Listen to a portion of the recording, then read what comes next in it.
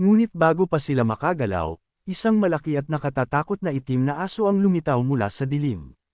Mayroon itong malalapad na pakpak na tulad ng paniki. Sumama ka sa akin, malamig nitong wika. May naghihintay sa iyo sa bangin sa labas ng lungsod. Dahil dito, kinuha ng aso ang pera, at napagtanto ng batang lalaki na nabibilang siya sa 2 uri. Sinabi niya kay Pipi na dapat ay naging mas mahigpit sila sa pakikitungo sa kanila. Sinabi rin ng bata kay Sinya na isa sa uli niya ang ninakaw na gamit at na dapat niyang hanapin ang kanyang ina upang ipaalam ito. Ang kariton ay dapat nasa malapit lang. Iniutos ng bata kay Pipi na manatili kasama ang babae at protektahan siya. Habang tumatakbo ang bata, sinusundan niya ang isang aso na hindi niya maintindihan. Samantala, sa isang madilim at matarik na bangin, tahimik na nagmamasid ang isang mar-angel na lalaki na may maharlikang poster, ang prinsipe. Kasama niya ang kanyang mga tauhan, matiyagang naghihintay sa pagdating ni Clay upang wakasan ang buhay nito. Lumingon ang prinsipe sa isa sa kanyang mga tauhan at marahang, ngunit may bahid ng iritasyon, na nagwika.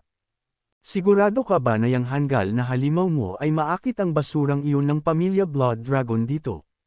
Sumagot naman ang kanyang tauhan ng may kumpiyansa, huwag kang mag-alala, mahal na prinsipe. Matalino ang mga Warcraft na iyon. Sa sandaling iyon, isang kakaibang aso ang lumundag mula sa gilid ng bangin, may kagat na supot ng ginto. Sa isang iglap, hinulag nito ang supot pababa, at isang nakaitim na tauhan ng prinsipe ang mabilis na samalaw nito, waring sanay sa ganitong klaseng mga lihim na transaksyon. Napailing ang isang tauhan ng prinsipe, na nakasuot ng gintong baluti, bago marahas na nagwika, kaso lang para lang sa isang batang paslit, bakit kailangan pang mag-ingat? Bakit hindi na lang tayo magpadala ng mas maraming tauhan at tapusin sila lahat? Nagliyab ang mga mata ng prinsipe sa galit. Tumikim siya bago sumagot ng may bagsik tanga. Gusto mo bang hayagang lumaban sa pamilya Blood Dragon? Ang gusto ko lang ay buhay ni Clay. Biglang may dumating na isa pang tauhan, humihingal at may bahid ng kaba sa mukha. Agad siyang lumuhod bago nagulat, mahal na prinsipe. Sinundan ako ng batang iyon mula sa pamilya Blood Dragon. Saglit na katahimikan ang bumalot sa paligid. Ngunit imbes na mataranta, isang tusong ngiti ang lumitaw sa mukha ng prinsipe. Tumawa siya ng bahagya bago malamig na nagwika, napakahusay. Tumindig ang kanyang presensya, at sa isang iglap, ang kanyang tinig ay nagutos na parang isang hatol ng kamatayan sumunod sa plano. Lahat kayo, maliban kay Dak, patayin si Clay. Siguraduhin ninyong magmukhang isang pag-atake ng mga bandido sa bundok. Walang maiiwang bakas. Wala dapat makaalam na tayo ang may gawa nito. Nang nakarating si Clay, agad niyang naintindihan ang sitwasyon. Tinanong niya kung sino ang nagpadala sa kanila. Sagot nila, walang nagpadala sa kanila at sila ay mga bandido lamang. Sa sagot na iyon, sinabi ng bata na ang mga bandido ay hindi nagsusuot ng baluting pandigma ng mga kabalyero. Ngunit sagot ng mga kabalyero, hindi na iyon mahalaga dahil mamamatay rin naman siya. Napagtanto ng bata na talagang natatakot sa kanya ang pinuno ng mga kabalyero dahil nagpadala ito ng mga salamangkero na may antas 4 na kapangyarihan. Gayunpaman, para kay Clay, isang alkamistang salamangkero, walang banta ang pangkat na ito sa kanya. At biglang sumugod ang kabalyero kay Clay, ngunit tila hindi ito pinansin ni Clay at naalala ng bata na naghihintay ang kanyang ina, kaya kailangan niyang tapusin ito agad. Tinawag ni Clay ang isang ikalimang antas na alchemical na artifact na tinatawag na Elemental Scroll. Isang malamig na ulan ng yelo ang bumagsak sa kanyang mga kaaway. Kasunod nito, lumitaw ang isang nag-aapoy na ahas. Hindi inaasahan ng mga kabalyero ang ganitong kakayahan mula sa isang bata, lalo na't selyado pa ang kanyang kapangyarihan. Sinabi ni Clay na sa susunod na buhay, huwag maliitin ng mga kabalyero ang mga bata. Kung hindi, hindi nila malalaman kung ano ang maaaring mangyari. Sa huli, sinunog ng bata ang buong pangkat. Hindi makapaniwala ang prinsipe sa lakas ni Clay. Biglang narinig ni Clay ang isang malakas na tunog at napansin niya ang isang tao na nakatago sa likod ng bato, animoy nagmamasid at nagtatago sa dilim. Dali-dali niyang napagtanto na maaaring siya ang may kagagawan ng lahat ng ito. Ngunit sa halip na matakot, mabilis niyang pinakawalan ng Palm Thunder, na tumama ng direkta sa kinaroroonan ng misteryosong figure. Sa sandaling iyon, hindi na siya nag-aksaya ng oras. Ang batang lalaki ay tumakbo patungo sa bato upang makita kung sino ang nasa likod ng lahat ng ito. Gayunpaman, nang makalapit siya, natuklasan niyang nakatakas na ang mga nagtatago roon. Napagtanto ni Klee na hindi sapat ang lakas ng pagsabog ng mahika sa ikatlong antas. Bigla niyang napansin ang isang sako ng dayami. Pinulot niya ito at madaling nahulaan na ito ay gawa ng pamilya Shikson, at siguradong pagbabayaran nila ito. Ngunit bago ang lahat, nagpa siya ang bata na silipin ang laman ng sako upang tiyakin kung naroon pa ang lahat. Natagpuan niya ang draft badge ng pamilya Gaddafi. Ang pamilyang ito ay may parehong pinagmulan gaya ng pamilya Dragon Blood. Inisip niya na hindi maaaring peke ang token na ito, ngunit sa hindi malamang dahilan, hindi niya maramdaman ang anumang enerhiyang mahika mula rito. Pinaghinalaan niyang may nakatatak na halimaw sa loob nito. Nagpasya si Klee na alamin ang totoo, kahit na kinakailangang gumamit ng advanced na mahika upang gisingin ang token. Kung may nakakaalam kung paano ito gamitin, magiging maayos ang lahat. Pagkatapos noon, sinimulan niyang gisingin ang token. Sa loob nito, naramdaman niya ang isang napakalakas na elemento ng apoy, kaya't nakasiguro siyang naruroon pa rin ang halimaw. Bukod pa rito, tiyak na hindi bababa sa antas 70 ang lakas nito. Ngunit isang bagay ang nagtaka sa kanya, bakit hindi ito nagpapalabas ng enerhiyang mahika? Nagtanong ang binata kung bakit itinago ng isang makapangyarihang nilalang ang presensya nito. Biglang may narinig siyang tunog at lumingon siya. Nakita niya ang espiritual na halimaw ng pamilya Gaddafi, ang apoy na phoenix na nasa ika-70 antas. Napagdesisyonan niyang umalis dahil isa na itong ganap na phoenix, at mas mabuting huwag itong galitin habang hindi pa ito nasusupo.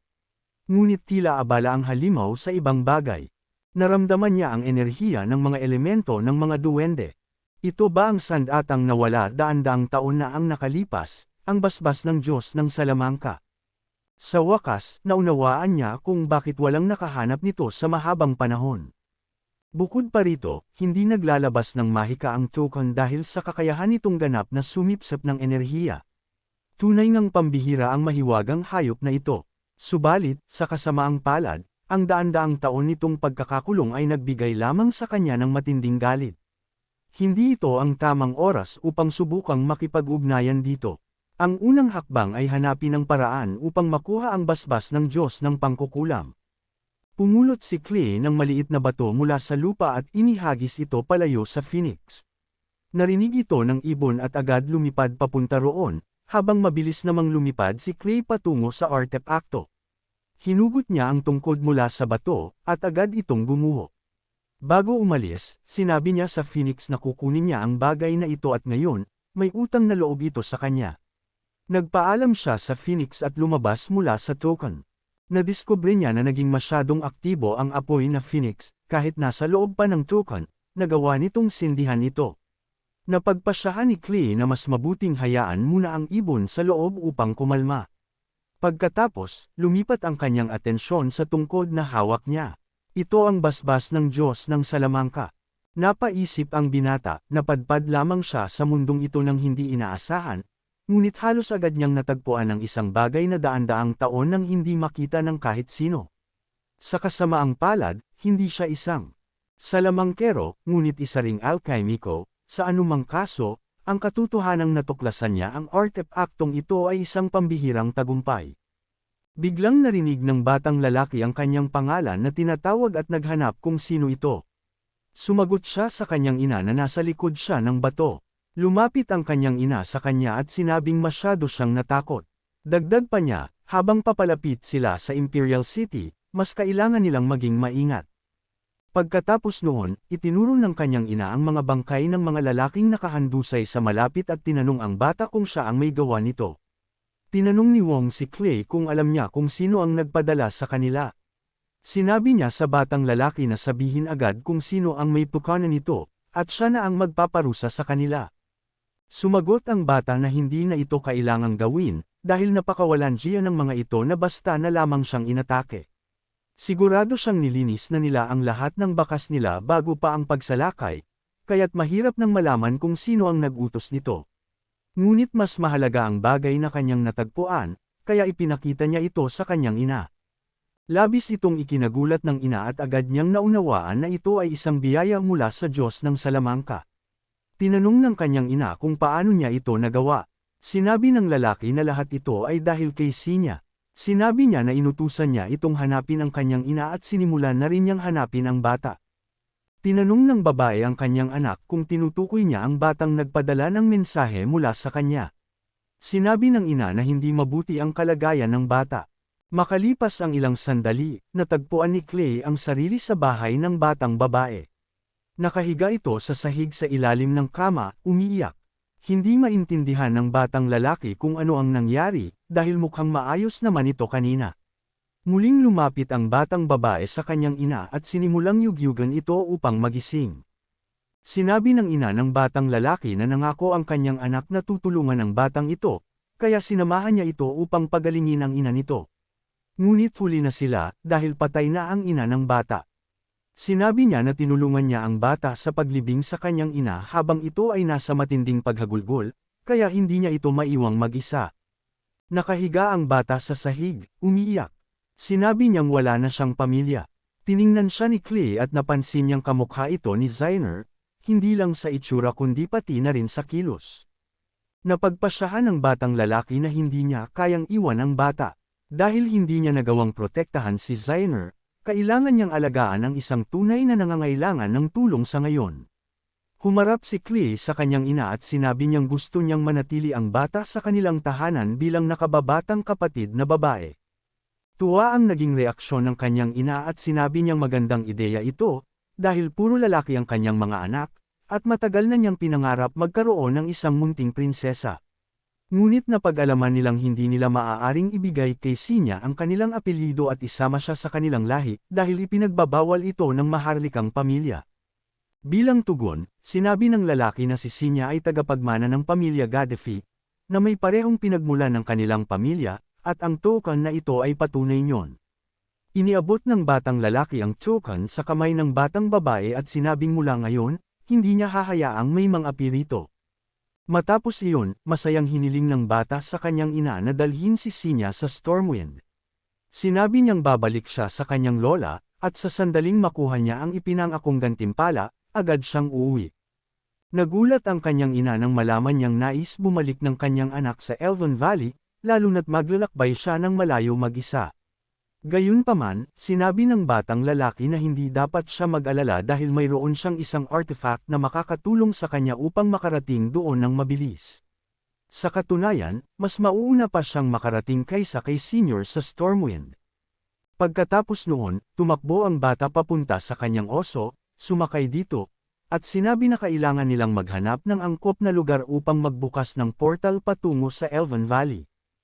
Tinanong siya ni Pipi kung mayroon siyang anumang espiritual na Pildores, dahil napakamapursa ng paggawa ng portal. Bilang tugon, sinabi ng bata na kapag natanggap na niya ang kanyang gantimpala, pakakainin niya ang oso ng hindi bababa sa 500 Pildores upang hindi na ito magutom kailanman. Ipinaalala naman ng oso na may kasunduan sila. Pagkatapos noon, binuksan nila ang isang portal patungo sa Elven Valley at pumasok dito. Sa Elven Valley, umiiyak ang Empress dahil labis niyang namimiss ang kanyang minamahal na apo. Inilahad niya ang kanyang sama ng loob, sinasabing wala nang nagmamalasakit sa isang matanda at kaawa-awang babae tulad niya, at labis siyang nalulungkot sa pag-alis ng kanyang apo. Sinabi naman ng isa sa mga tagapayo ng korte na bumalik lamang sa kanyang lupang tinubuan si Ginoong Clay at hindi dapat siya magsalita na parang namatay ito. Sa sagot nito, sinabi ng Empress na hindi mauunawaan ng lalaki ang kanyang nararamdaman. Naisip pa nga niyang dapat ay sumama na siya sa kanyang apo at hindi niya maunawaan kung ano ang kanyang nagawa upang lumisan ito sa unang pagkakataon na nagkaroon ng pagkakataon. Sinabi niyang hindi niya mapigilan ang kanyang pagdadalamhati. Sa sandaling iyon, biglang bumukas ang isang portal sa sahig ng silid. Nagulat ang mga tagapayo at ang reyna. Isang lalaki ang sumigaw, nagtatanong kung sino ang may lakas ng loob na pumasok sa palasyo ng walang pahintulot. Sa sandaling iyon, lumitaw sa silid si Pipi, ang oso, kasama si Clay.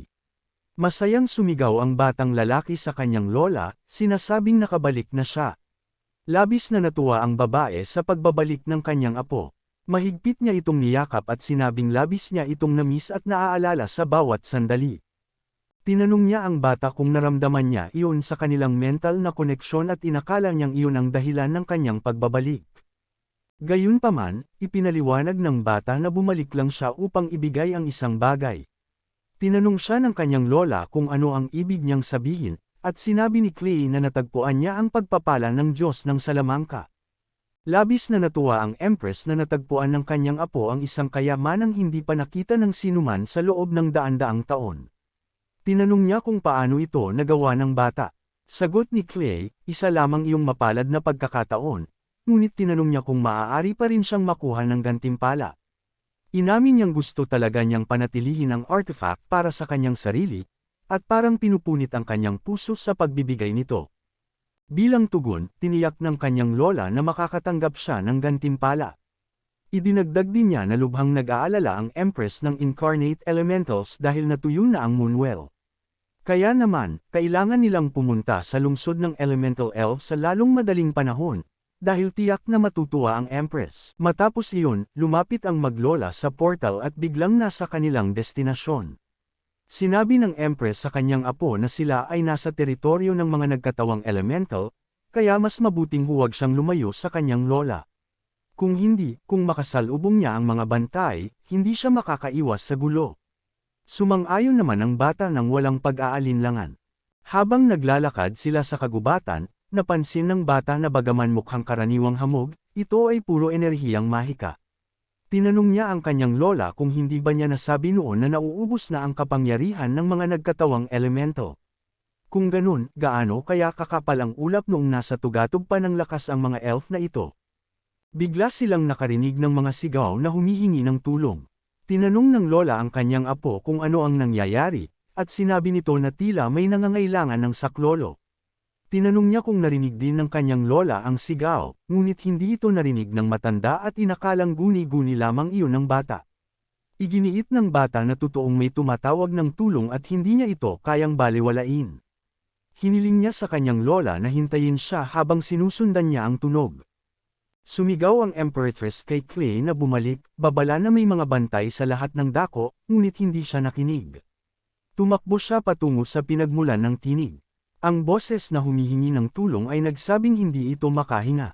Habang tumatakbo, napansin ni Clay na parang ipinapadala ang tinig sa pamamagitan ng isip, at kung hindi dahil sa kanyang mataas na kakayahan sa pakiramdam ng ganitong mga bagay, malamang hindi niya ito narinig. Bigla siyang huminto, hindi sigurado kung saan mismo nanggagaling ang sigaw.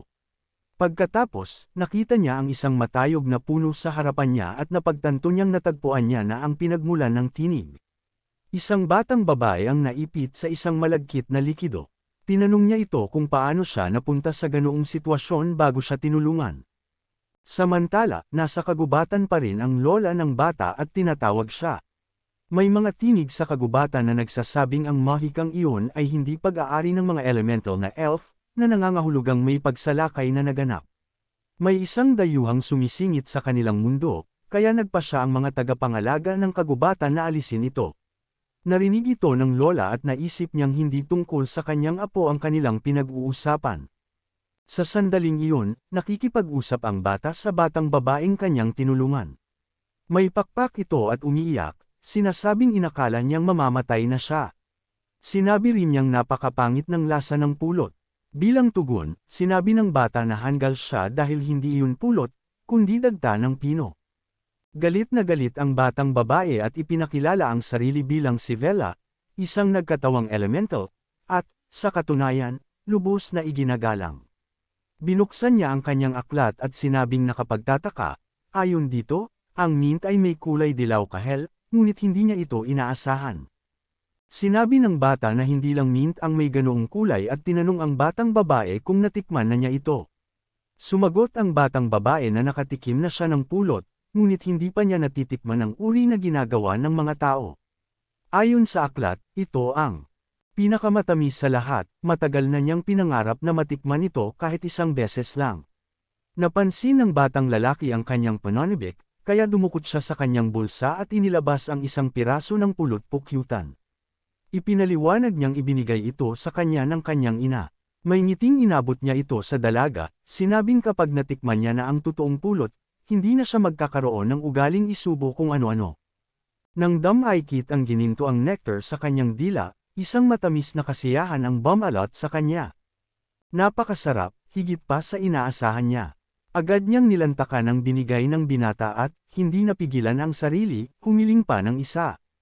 Napatawa ang binata at sinabing malaya siyang kumain hanggat gusto niya, dahil hindi naman siya nagdadamot. Masayang tinikman ng dalaga ang isa pang piraso at buong pusong idineklara na iyon ang pinakamasarap na pulot sa buong mundo. Natatawa, sinabi ng binata na kaya pang gawing mas masarap iyon ng kanyang ina, dahil napakaraming uri ng pulot sa mundo ng mga tao. Biglang nagbago ang ekspresyon ng dalaga. May naramdaman siyang papalapit. Mabilis siyang bumaling sa binata at binalaan ito tungkol sa paparating na mga bantay. Bago pa siya makakilos, isa sa mga bantay ang sumugod kay Clay, ngunit agad niyang hinugot ang kanyang kalasag at pinigilan ang pag-atake. Galit na sumigaw ang mga bantay, inaakusahan siyang isang mananalakay sa kanilang sagradong kagubatan. Higit pa roon, sinabi nilang dinukot pa niya ang prinsesa. Napakunot ang noo ni Clay, anong prinsesa ang tinutukoy nila? Sinubukan niyang ipaliwanag na wala siyang masamang intensyon, ngunit hindi siya pinakinggan ng mga bantay. Ipinahayag nilang walang puwang ang mga sinungaling sa kanilang teritoryo, sabay muling umatake ng mas matindi. Napabuntong hininga si Clay, mukhang hindi na siya makakaiwas. Kung gusto nilang lumaban, hindi siya magpapatalo. Mabilis niyang ginamit ang kapangyarihan ng kanyang kalasag at pinakawalan ng isang antas 8 apoy na leon. Umungol ang mabangis na nilalang. Ang lagablab nito'y nagbigay ng nakakasilaw na liwanag sa buong kagubatan. Sa sandaling iyon, sumigaw si Vela, ang dalagang iniligtas ni Clay, na itigil ng mga bantay ang pag-atake. Ngunit sa tindi ng kanilang galit, hindi nila siya pinakinggan at patuloy na lumusab kay Clay. Samantala, sa kalaliman ng kagubatan, patakbong nagmamadali ang lola ni Clay, nag-aalalang sana'y ligtas ang kanyang apo. Sa wakas, narating niya ito, ngunit sa halip na isang labanan, ang bumungad sa kanya ay si Clay na masayang nakikipag-usap sa mga bantay at pinagsasaluhan ng pulot. Huwag kayong masyadong mag-alala, natatawang sabi ng binata. May sapat na pulot para sa lahat. Isa sa mga bantay ang naglakas loob tikman ang matamis na regalo, at agad siyang nabighani sa lasa nito. Kung ganito kasarap ang pagkain araw-araw, sigurado akong mas masaya ang buhay natin, aniya. Ngunit sa lungkot ng kanyang tinig, inamin niyang bihira silang magkaroon ng pagkakataong makipag-ugnayan sa mga tao. Tumango si Vela, nag-iisip. Totoo yan, pero kung ganun, bakit hindi na lang kayo pumunta sa mundo ng mga tao? Doon, makakain kayo ng gusto nyo. Sa sandaling iyon, dumating na ang lola ni Clay, dala ang pinaghalong takot at galit sa kanyang mukha. Sinermonan niya ang kanyang apo dahil sa matinding kaba na ibinigay nito sa kanya. Inamin ni Clay na talagang naging delikado ang sitwasyon, pero buti na lang at dumating si Vela bago lumala ang lahat. Pagkatapos, hinarap ng matanda si Vela at tinawag siyang prinsesa. Sa kanyang may halong paninita at pag-aalalang tinig, tinanong niya kung bakit ito nasa kagubatan at kung alam ba iyon ng Empress. Napatawa lang si Vela, bakas pa rin ang kanyang likas na kasayahan. Inamin niyang palihim siyang lumabas ng palasyo para lang maglaro. Mahigpit daw ang kanyang ina sa kanyang nakatatandang kapatid, pero siya ay malaya na parang hangin. Napailing ang matanda, litaw ang pagkaubos ng pasensya ngunit kita rin ang ginhawang walang nasaktan. Dahil mukhang maayos naman ang lahat, kailangan na nating umalis. Naghihintay pa ang Empress. Bago sila umalis, hinarap niya si Clay at tinapunan ito ng matalim na tingin. At ikaw, huwag na huwag mo nang uulitin ang pagtakbong mag-isa. Sumang-ayon ang batang lalaki, at silang tatlo ay nagtungo sa palasyo. Habang naglalakad sa kagubatan, hindi maiwasan ng batang lalaki ang pagkamangha sa kapangyarihan ng mga nilikhang elemento. Napakalakas ng kanilang mahika, kahit ang isang pananggalang sa ikawalong antas ay hindi nakapidyaw sa kanila. Nakadama siya ng takot. Naalala niya ang alok ng Empress ng mga nilikhang elemental na makipagkontrata sa isa sa mga elemental na duwende. Noong una, hindi niya ito pinahalagahan. Ngunit ngayon, nauunawaan niya na isa itong pambihirang pagkakataon. Pagdating nila sa palasyo ng mga nilikhang elemental, magalang nilang binati ang kanyang kamahalan at inihandog sa kanya ang basbas ng Diyos ng Salamangka.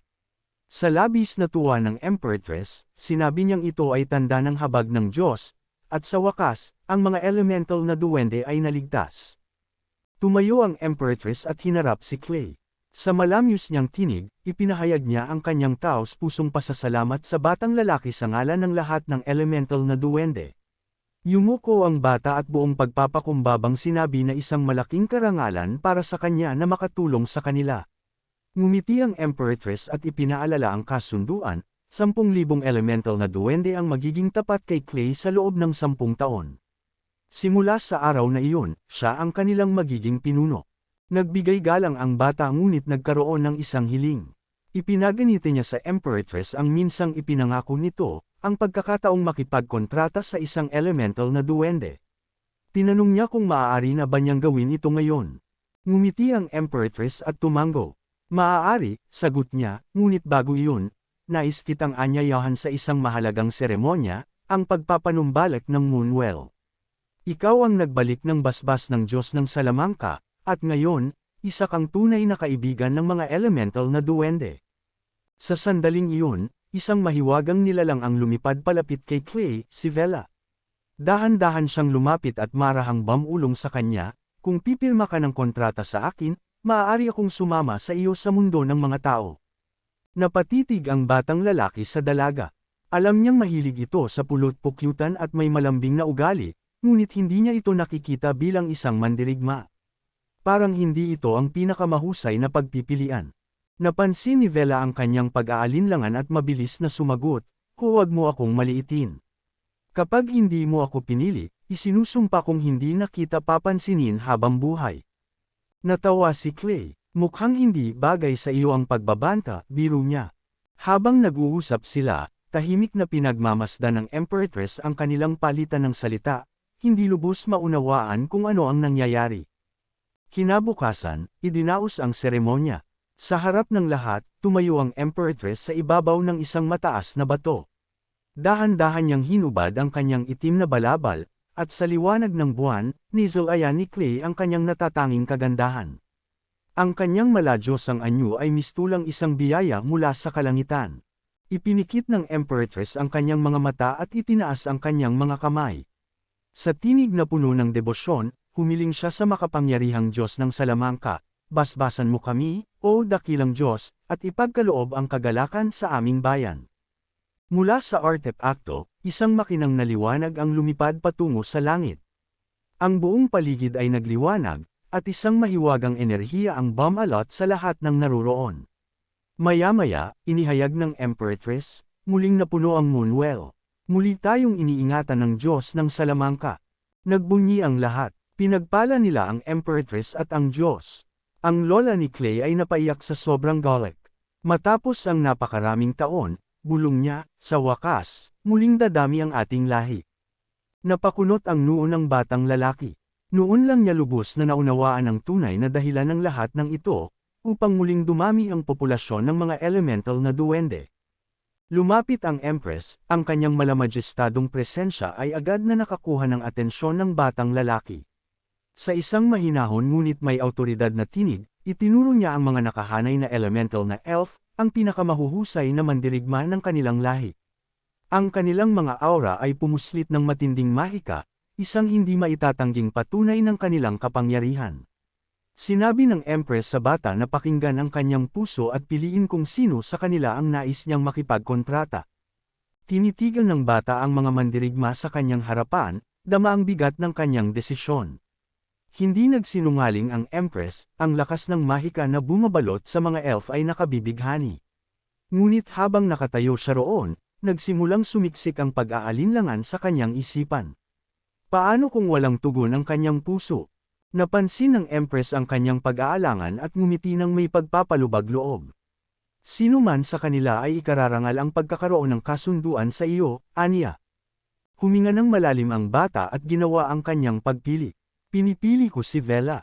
Bumagsak ang katahimikan sa paligid. Napasinghap sa gulat ang kanyang lola.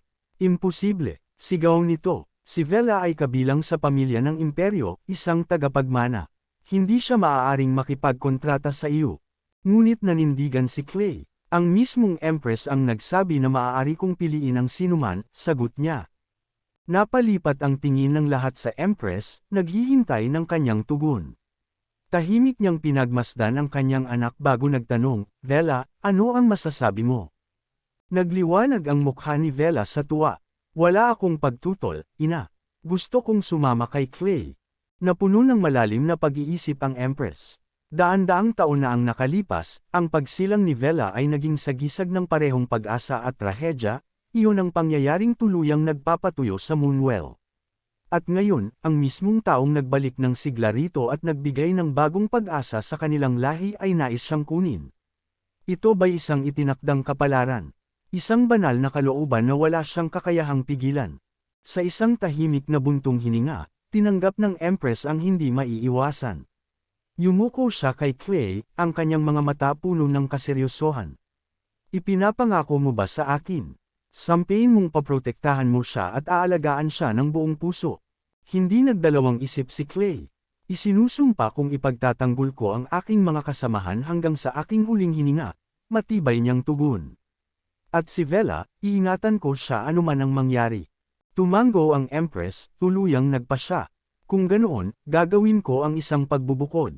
Sa isang mabilis ngunit marangal na galaw, kinuha niya ang isang patak ng dugo mula sa kanyang anak at iniabot ito sa binata. Nagningning ang mahika sa paligid habang siya'y nagdeklara, simula sa araw na ito, ang prinsesa ng elemental na elf na si Vela at si Clay ng pamilyang Dragon Blood ay nakatali sa isang kasunduan. Ang sumpa ng dugo ay ganap ng naisakatuparan. Isang matinding bugzo ng enerhiya ang bumalot sa kanilang dalawa, tanda ng pagsilyo ng kanilang banal na ugnayan. Matapos ang seremonya, bumalik ang Empress at si Clay sa palasyo sa pamamagitan ng isang portal. Pagdating nila, hinarap ni Clay si Vela, ang kanyang isipan hindi pa rin lubusang makapaniwala. Hindi ko inaasahan na isa kang prinsesa, inamin niya. Ngunit sa mas seryosong tono, nagtanong siya, handa ka ba talaga sa desisyong ito? Kung aalis ka, maaaring hindi mo na mabawi ang iyong pagiging tagapagmana. Napatawa si Vela, tila walang pakialam. Wala akong problema roon. May nakatatandang kapatid naman ako, sagot niya ng magaan. At saka, hindi ko naman talaga nais na mamuno. Mas gusto ko pang kumain ng matatamis. Ngunit may lungkot sa kanyang tinig. Pinilit ng Moonwell na lumikha ng isa pang tagapagmana, ngunit ngayon iiwan na niya sila. Isang kapalarang matagal na niyang tinanggap. Bahagya siyang natigilan bago tuluyang umamin. Kahit walang nagsabi ng direkta, alam kong lahat sila sinisisi ako sa pagkatuyo ng Moonwell. Dahil sa akin, muntik nang maglaho ang aming lahi. Ang manatili roon, parang nakakulong sa isang bangungot. Tahimik na nakinig si Clay, unti-unting nauunawaan ang katotohanan. Ang masayahing ugali ni Vela ay isang maskara lamang, sa loob, matagal na siyang nahihirapan. At ngayon, habang papalapit ang araw ng paghirang ng bagong pinuno, hindi maiiwasan ang hidwaan. At kapag dumating ang oras na iyon, tiyak na may magbubuwis ng buhay. Alam iyon ng kanyang lola.